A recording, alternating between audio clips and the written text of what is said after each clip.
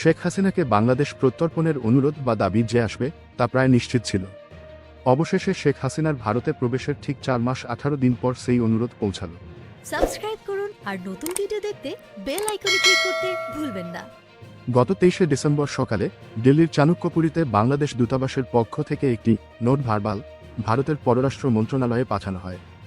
এ মাধ্যমে বাংলাদেশ সরকার শেখ হাসিনাকে ফেরত পাঠানোর অনুরোধ জানায়, যাতে তাকে গণহত্যার জন্য বিচারের সম্মুখীন করা যায়। এদিকে ভারত সরকারের একাধিক সূত্র জানিয়েছে, তারা বাংলাদেশের অনুরোধে খুব একটা গুরুত্ব দিচ্ছে না।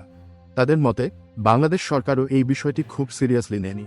এক কর্মকর্তা বলেন, যদি বাংলাদেশ এই বিষয়ে সিরিয়াস হতো, তারা শেখ হাসিনার বিরুদ্ধে নির্দিষ্ট অভিযোগ এবং সাক্ষ্য প্রমাণ পেশ করত, যা একটি চার্জশিটে থাকতে পারে।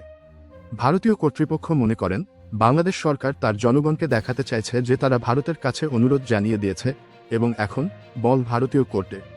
তারা আরও মনে করেন, এটি একটি দায়সারা পদক্ষেপ।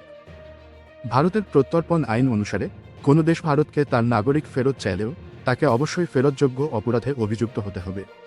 তবে শেখ হাসিনা ভারতে আসার সময় কোনো অপরাধী হিসেবে বিবেচিত ছিলেন না।